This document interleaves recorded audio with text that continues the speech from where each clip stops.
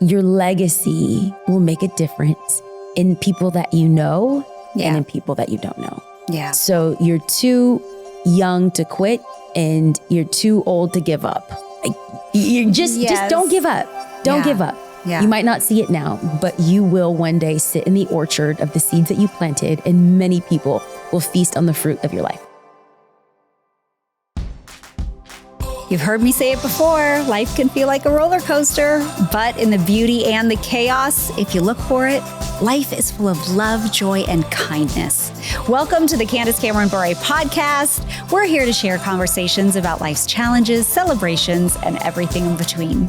Season 4 is When the Going Gets Tough with Bianca Juarez Olthoff. Come join us.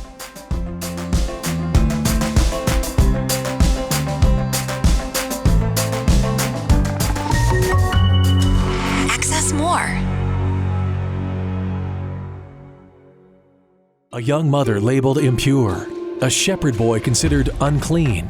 Experience Jesus' birth through their eyes this season with Christmas with the Chosen, Holy Night. The specially remastered story is only in theaters from December 12th to 17th, including a never-before-seen performance from Andrea and Matteo Bocelli, 7 musical performances, and 2 new monologues. Christmas with the Chosen, Holy Night is the perfect way to celebrate the hope and joy of Christmas. Learn more at fathomevents.com.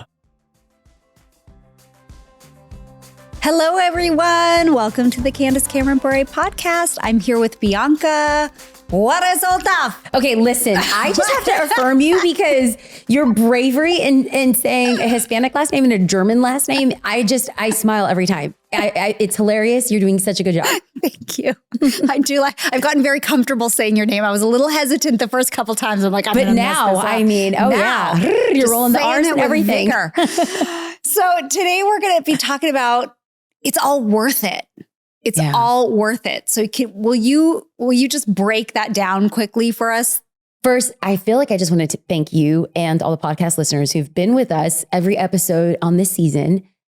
This is the part where we are winding down the season. And I just want to say I'm proud of us. I'm proud of the listeners. I'm proud of the content that's coming out, the assignments that people are doing. It's humbling and it's an honor. And for those that feel like they're in the middle of a fight, they're in the middle of a storm, they're in the middle of a war, you've written your declarations, you are gritty, you are getting back up when life knocks you down. I want to remind you that it's worth it. So this episode is talking about legacy and why we do what we do. Legacy. I love that. So quick question before we get into it. What's one place you want to go to that you've never been to?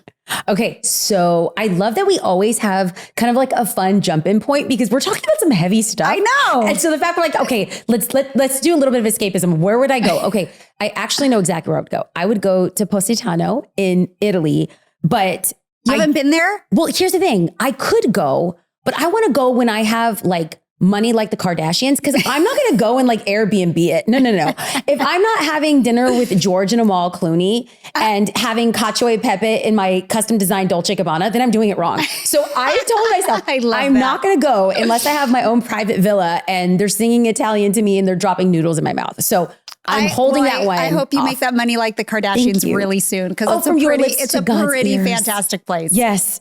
Okay, Candace, your turn. If you can go anywhere, where are you going?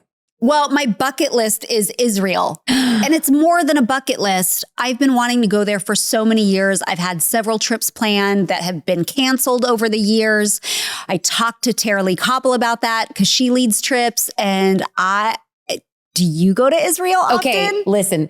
I prayed when I was 12 years old that God, I found out in the Bible that God had chosen children called the Israelites. And so I was like, oh, please God, I started praying, please make me a Jew so I'll be chosen, because I never felt chosen. And then I found out it doesn't work like that. Then my mom did Ancestry.com and found out that my mom is 1% Jew. So now I go around telling everyone I'm Jewish. I'm 0.5%. So Baruch haba Hashem Adonai. I have gone to Israel 8 times. By the way, I was speaking Hebrew for all of my Hebrew friends out there. Here's my Hebrew. Baruch atah Adonai Eloheinu melech haolam. Oh my gosh, I'm so impressed. Yes, we're having like a bat mitzvah right now. I know we are. Okay, thanks. So I have been to Israel 8 times. I lead tours to Israel. I love it. I don't ever want to do a ghetto trip to Israel because it's called the Holy Land for a reason. And if we're in a cheap place, I'll just be sad. So we do a beautiful experience. There's Bible teachings at almost every location. And then I love a good assignment. So I'm giving people like experiential experiences and I just have so much fun. So you will have the best time in Israel. And I can't wait. I do want my first trip to be with Tara Lee Cobble. TLC. And she has this amazing coffee table book that I actually have in my office about Israel. Wow. So it showcases how beautiful Israel is and how delicious the food is. And then she just sprinkles some scripture in there. It's pretty beautiful, but that is totally my bucket list. And I love it. I really hope that happens before I die. It will. It'll happen. By 2025, I'm putting a deadline on this. You know me and my big faith prayers. I know. You're going and you're flying first class because you're not going to fly the other side of the world and coach, honey. Okay. You worked far too hard. So I prophesy, I speak life and say you will go to Israel by 2025, sit in first class. Val will go with you. You'll fall madly in love and then you'll want to have a fourth child. Okay, maybe not the last part, but everything else. Shop is closed. Who knows? Maybe I could have a child from another way. But all of this, like, okay, before I die, these are the places I want to go, which leads me to legacy. And that's kind of what we're talking about. Good segue. I see it. What we're talking about today is that it's all worth it. And we all have a legacy to leave. Yeah. Whether you believe it or not, we're all going to leave one, but some can be more powerful than others. Yeah. So I love just removing any misnomers because we talk about legacy and more often than not, we think about what we bequeath to our children. And we usually equate legacy with wealth. So my business, my home, my land, my retirement, whatever it is, we usually associate legacy with wealth. But legacy is so much more than that. Legacy is what we leave in our wake for the next generation. The songs that we write, the poems that we create, the house that we build, the relationships that we foster. It's what we're giving to the next generation. What people don't understand is we are leaving a legacy whether we realize it or not. We can leave a legacy for good or we can leave a legacy for bad. Yeah. And one of the people that I just love looking up to, and it feels like a cop-out, but I just have to give honor where honor's due. My dad has left such a beautiful legacy. He sacrificed so much in coming to this country and providing a life for his children. But more than that, he's provided a spiritual legacy. So my dad has a church not far from here. For the podcast listeners, we're in Los Angeles, California. Yeah. My dad's church is in East LA, a concrete jungle. And he has been there for 33 years. And he's still preaching? He's still preaching. I want to go to your dad's church. He would die. I want to go. He would die. And I'm so proud of him because you want to know something? For the 30th anniversary, I had this idea. Again, I'm all about experiences. I said, Daddy, what if we celebrated how many people have met Jesus through the ministry here?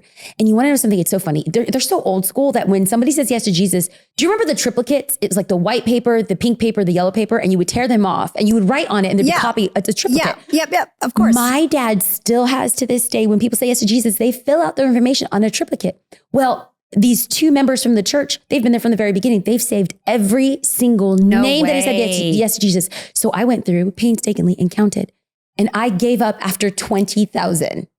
But over 20,000 people in the course of 33 years have said yes to Jesus. And so I called one of those confetti rental places and I said, can I get one of those large power confetti machines? They said, yes. I said, I need 22,000 pieces of ticker tape, like large glitter confetti. Yeah. So when I went up there and I was just like honoring my dad and saying, thank you for the life that he's allowed so many people to enter into. I said, this is a visual expression of the impact of those who have given their time, their talent, their treasures. That's so cool. And then boom, 22,000 pieces of ticker tape float through the air. And it was like it fell over us. And it was like such a legacy. Yes. My dad's not leaving me with a trust fund or a house. My dad is leaving me with a rich spiritual inheritance.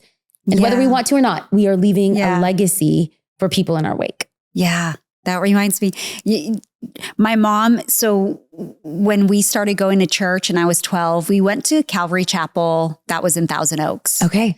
That was like the church, kind of first church I ever went to. And we were there for quite a while, but I don't remember, they used to give out these little pins and I don't remember if it was an apple or an angel, but it was one of them. And what they gave everyone these little pins and then they said, for whoever has basically left a legacy on your life or impacted your life richly, give that pin to that person. Wow.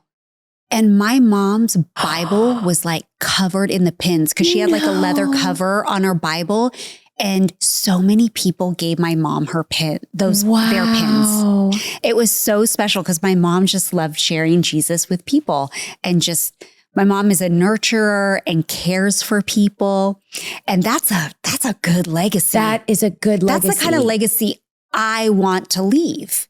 I think about all the things that I do, whether it's podcast or acting or entertainment, whatever. I'm like, at the end of the day, who cares? Like, who cares what awards I've won? Mm-hmm. Who cares how long my resume is? Mm-hmm. Nobody's going to remember. Mm-hmm.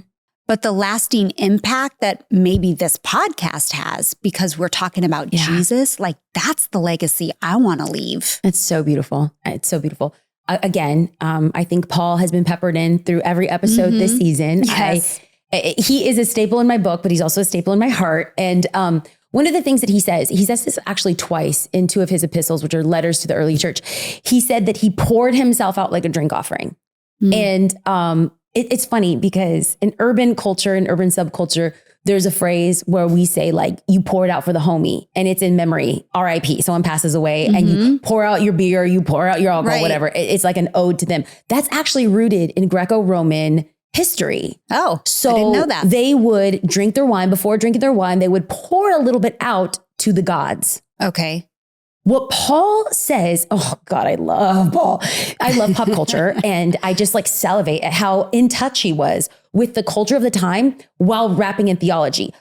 Girl, I want to preach like that. I want to speak about the Kardashians and Positano and preach the gospel of Jesus. Okay. I think you do. Thank you, friend. I think you do. So when Paul is saying, I pour myself out like a drink offering, he's using a cultural moniker that the people of the time would have understood. But instead of pouring it out to the gods, he's saying his life is poured out like a sacrifice to the God.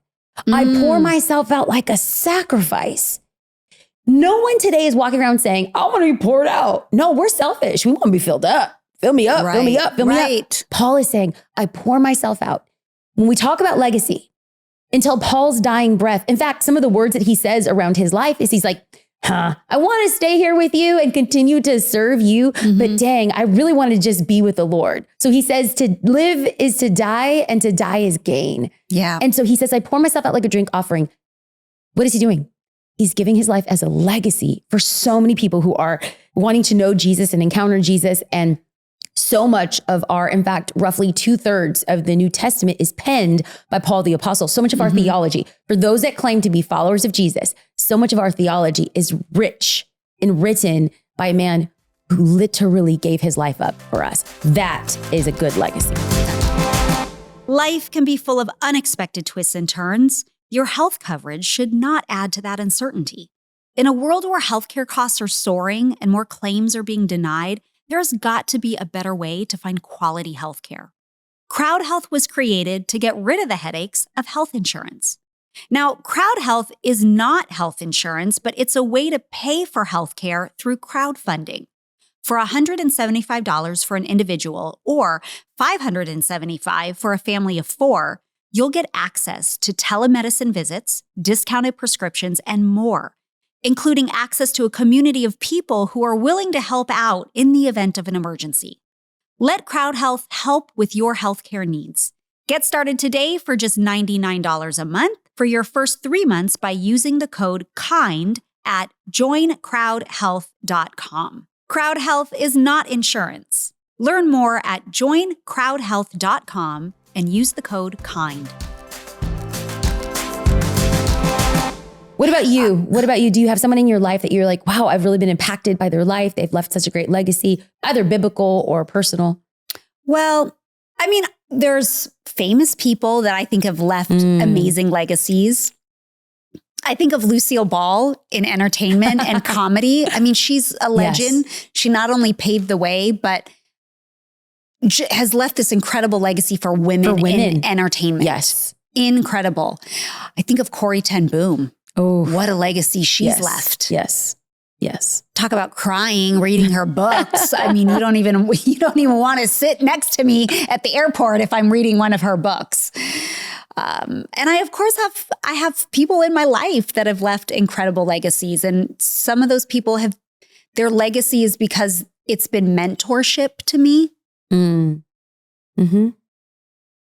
And whether they were intentional about it or not, it has left a lasting impact on me. That's so funny that you say that because we had a listener question. Okay. I mean, our segues, we're getting so good with this. High five, friend. Wow. It's like we're professionals or something. Okay. So you talk about mentoring, and that was actually this week's question from Candace.com. A great listener that by the name of Kim, and she wants to know, what is the best way to find a mentor? So I want to ask you, I have some thoughts. I've actually written about this in my last book, How to Have Your Life Not Suck, but I want to know from your perspective, whether in the industry, whether in parenting or Christianity, where's the best way to find a mentor that you've learned? So the mentors in my life really were people around me. I didn't intentionally seek out mentors. So I feel very gifted by God in that way. But right in front of me, my parents were incredible mentors. And so they have been a great resource for me in modeling parenting. And that's something that I might not do everything the same that they do, but they've been incredible in that way. And then another mentor that I talked about earlier, he is a person that as a teenager told me, I can. I can. You're talented enough. You're smart enough. You're intelligent enough. I mean, it was like what he was saying is right out of The Help, like the book, you know? You is special. You is beautiful. You is talented. Yes. But it was this constant, and it wasn't in a like patronizing way at all. But it was just like, you can do this. You can do it. I'm so grateful for him because I think a lot of us in our teen years were the most self-conscious, trying to find ourselves in our place in the world. And as a teen, he really encouraged me. And I really believe that I'm the person I am today because he helped me gain a confidence that I didn't see in myself. Wow. And he still does to this day. So he's an incredible friend. But mentors, I think if you don't recognize any mentors in your life, because you can go to the obvious, I think you can go to teachers. Maybe it's your church leader if you go to church. You can also find mentors within books, within podcasts. True. I don't read a lot of fiction. I know you're a word nerd.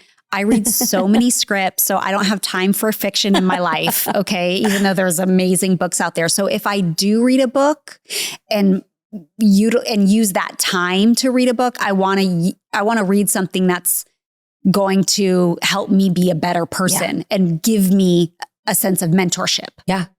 What I love is that you've kind of removed the misnomer that it has to be a one-on-one, direct, in a coffee shop, sit there for 2 hours type of mentorship. And I think this is wildly critical because the one thing that we want sometimes can be the one thing that we're afraid of, and that's intimacy. So you can be mentored from afar and digitally, which I think is great. For those that are looking for that in-person mentor, you are very blessed to have these people just come around you. That's literally a gift from God. For somebody like me out there who maybe was like, gosh, I've always wanted a mentor and never have had like someone close reach out to me or see something in me. What I have learned in adulthood that I cannot wait to share with the next generation is, how do we find a mentor? I think one easy way is to look for someone in your circle. You can't say, I want to be mentored by Oprah. You don't have a relationship with her, I mean, maybe you do. If you're Shalene Bryant, maybe you live next door or something. Exactly. But for most people, you're looking for somebody that's generally in your network. Like you have a direct touch to them. You may not be super close with them, but who in your direct circle, whether through work or church, they have a life that you want to emulate? Maybe they have a very strong marriage. Maybe they have a really great business. Maybe they're a great parent. So who in your life has a strong life that you want to emulate that they could be a potential mentor? And then the second thing that you need to do is ask them directly. So you can't say, oh, please God, move heaven and hell and part the waters and let this person come seek me. If you want something, go ask for it. The worst they're going to tell you is no. Yeah. But when you ask them, which is number 3, ask them with humility and put an end date on it. So if someone comes up to me and says, will you be my mentor? I get paralyzed because I'm just like, oh gosh, is this the next 5 years of my life? I don't know if I have capacity. So I will walk through my process with meeting a mentor that was in my life for 12 months, for a year. Her name was Robin Riley. She had a blended family. I have a blended family. She was a baddie. She's a CEO.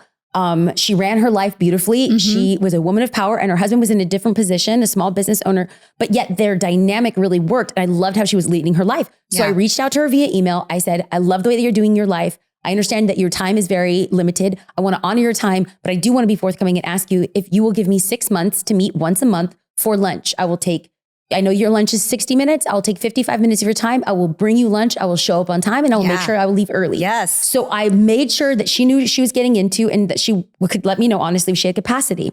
And then I said I would be there for lunch, and I was there before her lunch began, and I brought her lunch every single time, that she didn't have to worry about it. It was like my thank you for the investment. Yes. Then after that, I always followed up with every single meeting with a note or a small gift. I had chocolates delivered to her house. I had flowers delivered to her house. And also, I believe in the power of social media, giving honor where honor is due. So almost every time I would publicly thank her on social media for her investment into my life. We had such a great dynamic that she actually said, I'll give you another 6 months. So I got to meet with her 12 meetings, and her impact changed my life. So for somebody out there that's looking for a mentor, identify who's in your circle that you want to emulate their life. You want to ask them directly for the things that you want. You want to put strict boundaries upon it so it feels safe for both of you guys. You're not going to be cheap. You're going to pay for lunch or coffee. You're going to show up on time. You're going to end early. You're going to thank them. And then this is my favorite one. Don't waste their time. If they're giving you their very best, don't make them regret it. So would you come with a list of questions prepared that you wanted? Always. And I emailed them to her. Well, probably half the time I emailed them to her before we met because I wanted her to prepare and give me the answers that she really meant. And she walked me through such amazing transitions at work, in family, and also spiritually. She called me out on some stuff. The first 6 months was all professional. I wanted to get better. I'm working in a corporate environment now this was the global NGO that I worked for. And so I just felt like a fish out of water. I didn't know what to do. I'm the first in my family to be in this position. So it was all professional. And then she started seeing my life, and she's just like, I'm worried about you personally. So we read a book together called Emotionally Healthy Spirituality by Pete. I'm going to get his last name wrong, but I think it's Scazzaro. Okay. You can Google it. Just put Pete and emotional and healthy, and then it's a number one seller. Yes. So we read that book together because she saw me going down a dangerous path with overworking, burnout, hating my calling, hating my life. And so I got to do that journey with her, and it was life-changing. And I did not make her regret the time that she invested in my life. That's incredible. Thanks. I've never done that type of mentorship, meaning I've never asked someone for it, and no one's really asked me to be, kind of, but I don't know. I think I'm still mentoring my adult children. How's that? Okay. Did we already that was our listener question. It was, yes. Mentorship. Thanks, Kim. Okay. We appreciate you. I know. That was great. Well, is there anything else we want to add to It's All Worth It and that legacy? The last thing I'm going to say is we might not see the fruit. We might not see the fruit right now. Sometimes, like in the case of my dad, to bring the beginning to the end is when my dad was pounding the ground and preaching to 15 people in a living room in Montebello. He had no clue that 33 years later, thousands of people would be in the building and worshiping Jesus. And we got to look back in retrospect at, I believe it was year 30 of the church anniversary, and see the legacy and the impact. So I just want to remind somebody right now who just feels like they're in the weary and they're in the waiting and they're tired and they just don't know. They're asking the question, is this worth it? Your legacy will make a difference in people that you know and in people that you don't know. Yeah. So you're too young to quit and you're too old to give up. Like you just don't give up. Don't give up. Yeah. You might not see it now, but you will one day sit in the orchard of the seeds that you planted, and many people will feast on the fruit of your life. Amen. Thank you for that. If you don't have Bianca's book yet, Grit, Don't Quit, you can find it at Candace.com.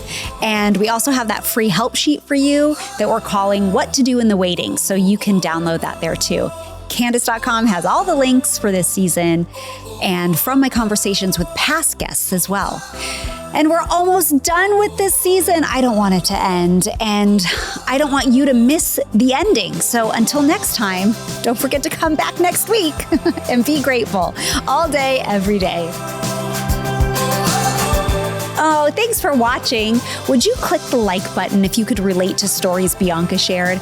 And comment what question you would ask her if you could, which you can at Candace.com.